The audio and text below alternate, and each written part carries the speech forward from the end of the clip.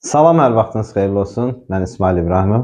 Bu videoda sizə OTK-nın 7 dekabr 2025-ci ildə 9 və 10-cu siniflər üçün təşkil etdiyi ikinci blok sınaq imtahanının coğrafiya suallarını izah edəcəm. Başlayaq 31-ci sualdan. Qərbi Avstraliyada filiz mənşəli faydalı qazıntıların çox olması nə ilə izah oluna bilər? Təbii ki, Qərbi Avstraliyada kristallik bünövrə səthə yaxın yerləşir. Bu da ki, filiz faydalı qazıntıların zəngin olmasına səbəb olur. Deməli, kristallik bünövrənin səthə çıxması ilə doğru cavabımız A variantı. 32. Cənub mülayim işıqlanma qurşağının şimal sərhəddi haradan keçir? İşıqlanma qurşaqlarına baxsaq 0, 23,5 ilə 23,5 arası bu olur tropik işıqlanma qurşağı. Bu da olur cənub mülayim işıqlanma qurşağı. Kifayət eləyər bizə, deməli, mülayim işıqlanma qurşağı. Nə deyir? Cənub mülayim işıqlanma qurşağının şimal sərhəddi. Şimal sərhəddi, baxın, budur. Hansı paraleldən keçir? 23,5 dərəcə cənub paralelindən. Yəni, cənub tropik xəttindən keçir. Doğru cavab B variantı. 33. Neft və qaz ehtiyatlarla fərqlənən ərazilər. Deməli, neft və qaz ehtiyatlarla fərqlənən ərazilərə 1 uyğun gələcək. Sonra, deməli, 5 uyğun gələcək. 1, 5. Sonra 4 uyğun gələcək. Şimali Afrika. Bir də, yəqin ki, 6 olacaq. Şimal dənizi. 1, 4, 5, 6. Doğru cavabımız B variantı. 2-ni çıxarıq. Getdi. Sonra 3'ü çıxarıq. 3 də buradan gedər. Doğru cavabımız elə B variantı. 34. Zod qızıl yatağının coğrafi mövqeyinin dəqiq müəyyən edilməsi üçün hansı inzibati rayonun xəritəsi istifadə edilir? Zod qızıl yatağı bilirik ki, Kəlbəcərdə yerləşir. Biz bunun deməli, coğrafi mövqeyini dəqiq müəyyən etmək istəyirsə, təbii ki, biz Kəlbəcər rayonunun xəritəsindən istifadə edəcəyik. Doğru cavab Y variantı. 35. Vulkanik mənşəli dağları seçin. Kazbek dağı sönmüş vulkanlı vulkanik dağ. Kilimanjaro Afrikada vulkanik dağdır. Çimborazo vulkanik dağdır ilə doğru cavabımız A variantı. 36. Azərbaycanda arid denudasyon relyef formaları və onların formalaşdığı şərait. Baxaq görək. Sol sütunda arid denudasyon relyef formaları verilib. Sağ sütunda isə onların formalaşdığı şərait verilib. Görək hansı doğrudur. Axmazlar və meandrlar bol yağıntılı və az meyilli düzənliklər yazıb səhvdir. Axmazlar, meandrlar quraq iqlimdə bol yağıntılı ərazi. Bizdə axmazlar və meandrlar haradadır? Kür ərazida. Orada da bol yağıntılı yoxdur. Deməli, birinci ifadə səhvdir. Barxan və duyumlar əsasən isti quru iqlim şəraitinə malik ərazilərdədir. Yəni, səhralara daha çox uyğun gəlir. Bu da Azərbaycanda yoxdur. Alçaq dağlığın çətin yönələn sular verilib səhvdir. Geniş çay dərələri. Bu çay dərələri düzənlikdə, dağ ətəyi ərazilərdə olur. Bu da yazıb yüksək və orta dağın əhəng daşı suları səhvdir.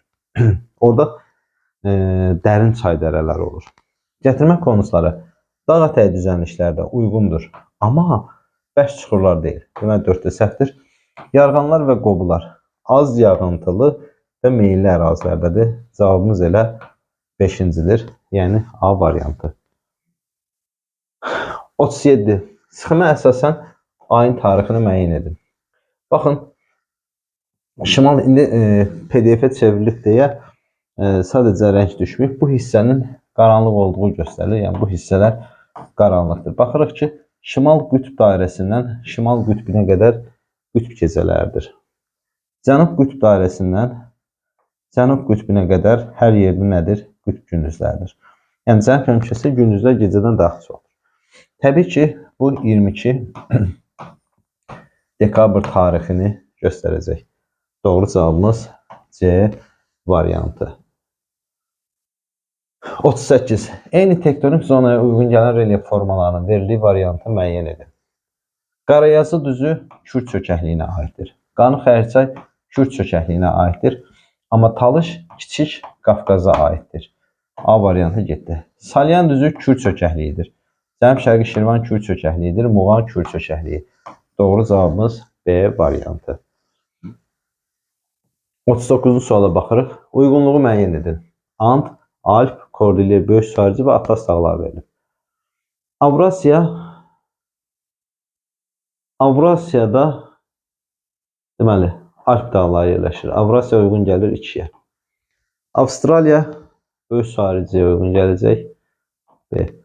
Cənubi Amerikaya And uyğun gələcək. C getdi bura. Afrikaya Atlas uyğun gələcək.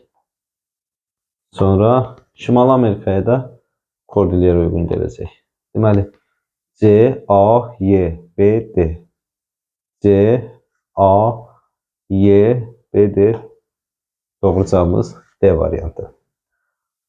40. 1/600.000 miqyaslı Azərbaycan iqlim xəritəsi miqyasına, məzmununa və ərazi əhatə etməsinə görə hansı qruplara bölünür? Biz bilirik ki, miqyas 200.000-dən 1 milyona qədər olduqda orta miqyasdır. Deməli, miqyasına görə oldu orta miqyas. Çünki 600.000 miqyası orta miqyasa aiddir. Məzmununa görə söhbət iqlim xəritəsindən gedir. Bir komponentdən gedirsə, bu tematik xəritədir. Tematik. Ərazi əhatə etməsinə görə söhbət Azərbaycandan gedirsə, dövlətlər və onların hissələri. Dövlət xəritəsi və s. belə. Orta miqyaslı tematik ölkələr və onların hissələrin xəritəsi. Cavab A variantı. 41. Doğru fikri müəyyən edin. Platformalarda seismik proseslər güclü olur, sərtdir. Zəif olur, zəif hiss olunur. Mantia ağır metallar və radioaktiv maddələrdən təşkil olunub, sərtdir. Bu nüvədir. Mantia əsasən yüngül elementlərdən təşkil olunur. Qədim dağların zirvələri şiş uzlu olur, xeyr. Cavan dağların zirvələri şiş uzlu olur. Ovalıqların səthi qan çökmə suxurlarla örtülüdür, bəli. Elə doğru cavabımız D variantıdır.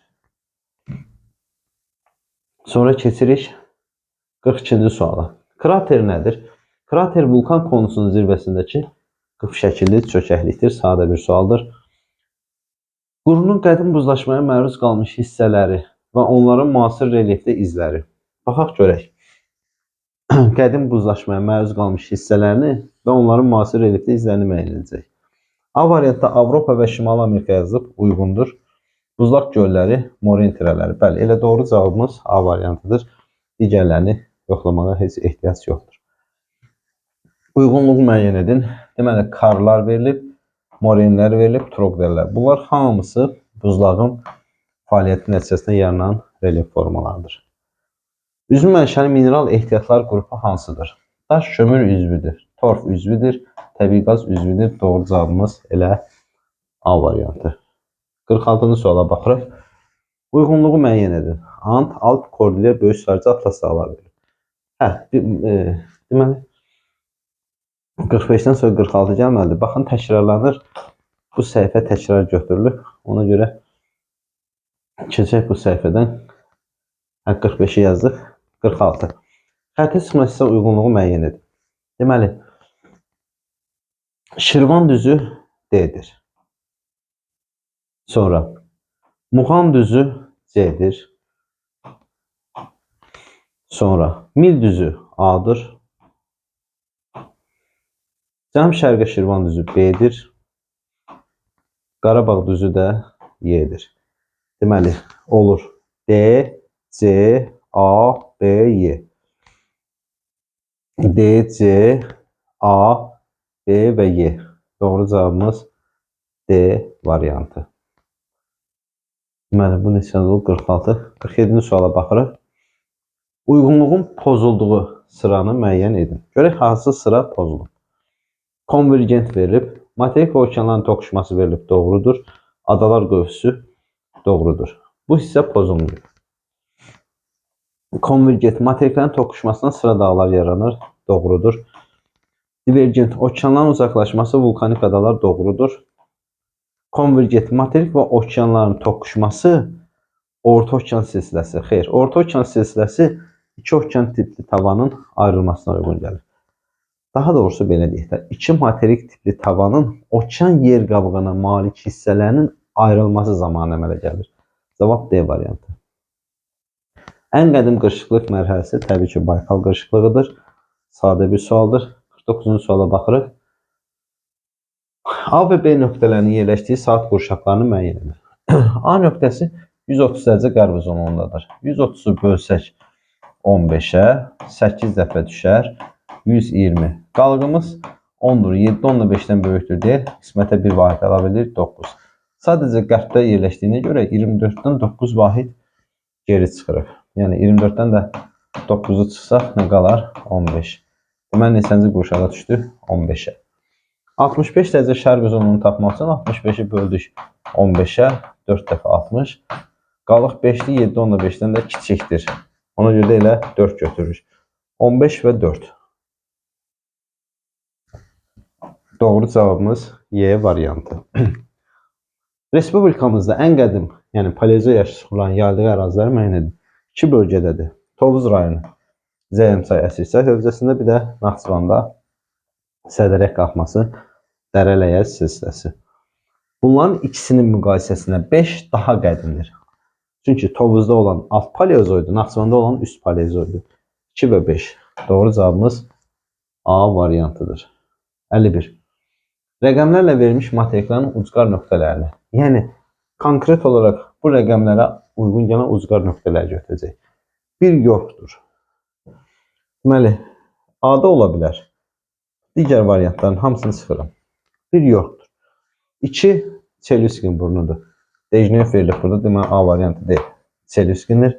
3 iynə burnudur. 4 də Cənubi Amerikan ucqar şərqi Cabo Branco. Cavab D variantıdır.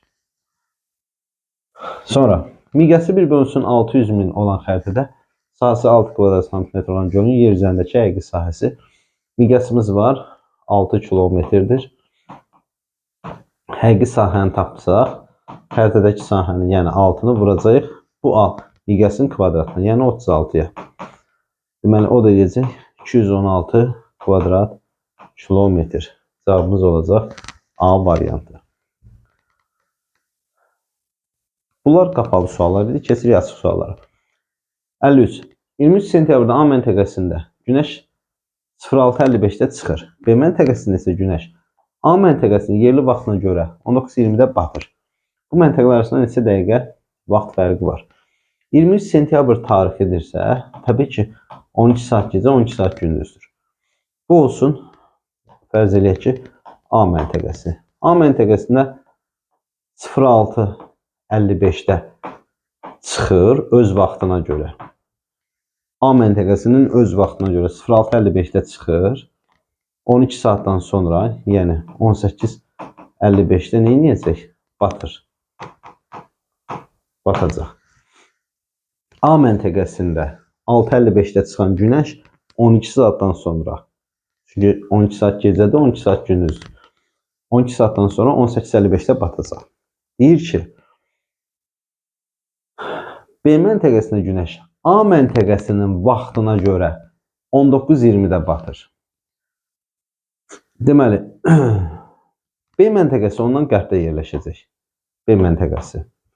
B məntəqəsinin özündə də Günəş çıxacaq 6:55-də, batacaq 18:55-də. Amma məsələ nədir? B məntəqəsində Günəş 18:55-də batanda A məntəqəsində saat olur 19:20. Baxın, görün nə deyir. 23 sentyabrda A məntəqəsində Günəş 6:55-də çıxır. Bu aydın məsələdə çıxdı. B məntəqəsində isə Günəş A-nın yerli vaxtına görə 19:20-də batır. Bunlar eyni paralel üzrə yerləşən məntəqələr olduğuna görə burada 6:55-də çıxıb 18:55-də batdığı kimi A-nın özünə, B-nin özünün də yerli vaxtına görə 6:55-də çıxıb 18:55-də batacaq. Fərz edək ki, birimiz dayanmışıq B məntəqəsində, birimiz dayanmışıq A məntəqəsində. B məntəqəsində olan həmən o bir nəfər saatına baxır ki, saat 18:55-i göstərir. Və bu zaman görür ki, günəş batır. Həmin anda zəng eləyir bizə, burada yerləşən bizə. Deyir ki, mənim dayandığım B məntəqəsində saat 18:55-dir, günəş batdı. Həmin anda biz saatımıza baxırıq ki, 19:20-ni göstərir. Deməli, indi bizim dayandığımız məntəqə ilə o şəxsin dayandığı məntəqə arasında neçə dəqiqə vaxt fərqi olar? Ona görə də 19:20-dən çıxacam nəyi? 18:55. Baxın, 20-dən 55 çıxa bilmirəm. Bunu 18, buradakı 1 saat 60 eləyib verirəm bura. Eləyir 18:80 çıxaq 18:55. Vəssalam. 80-dən də 55 eləyəcək neçə dəqiqə? 25 dəqiqə. Deməli, A və B məntəqələri arasında neçə dəqiqə zaman fərqi var? 25 dəqiqə zaman fərqi var. 54. Maqnit qütblərinə aid olan əlamətləri müəyyən edin. Koordinatları yoxdur, səhvdir. Təbii ki, şimal yarımkürəsində yerləşən maqnit qütbünün də koordinatı var. 86 şimal 151 qərb. Cənub yarımkürəsində yerləşən maqnit qütbü də 64 cənub 135 şərqdir. Var. Yerlərini şərqə və qərbə doğru dəyişirlər. Bu doğrudur. 2. Coğrafi meridyanlar buradan başlayır. Xeyr. Maqnit meridyanları oradan başlayır. Çünki yer səthindən keçməklə maqnit qütblərini birləşdirən əyri xətlər, yəni yarımçevrə şəklində olanlar maqnit meridyanlarıdır. Coğrafi meridyanlar isə qütbləri birləşdirir. Yerin coğrafi oxunun yer səthindən çıxdığı nöqtələrdir. Səhvdir. Bu coğrafi qütblərdir, maqnit qütbləri deyil. Kompasın əqrəbi onlara doğru istiqamətlərində doğrudur. Deməli, doğru cavabımız 2 və 5-dir. 55. Respublikamızın düzənliklərində yayılan faydalı qazıntılar bilirik ki, qeyri-filiz faydalı qazıntılardır. Neftdir, polimetal dağlarda yaranır, mis dağlarda yaranır, yəni onlar düzənliklərdə yaranmır. Civə də həmçinin. Gil, bir də təbii qaz. 1, 4, bir də 6 doğru cavabımızdır. Sonra keçir 56. Hə, burada bir qədər deməli çətin olacaq. Mən göstərəcəm. Ola bilər ki, indi kameraya düşə bilməz. Dünya okean dibində geoloji yaşı daha cavan olan suxurlar. Biz bu kitabda olan bir xəritədir. Həmin xəritədə hidrosfer bölməsindədir. Səhv etməmsə 8-ci sinif dərsliyindədir. Okean dibinin suxurları verilib, onların yaşı verilib. Təbii ki, bilirik ki, ən cavan suxurlar orta okean dağ silsilələrinin üzərində olan suxurlardır. Abissal düzənliklərdə, okean yatı abissal düzənliklərdə suxurlar daha qədimdir. Amma okeanların ortasında uzanan cavan dağlarda daha cavandır.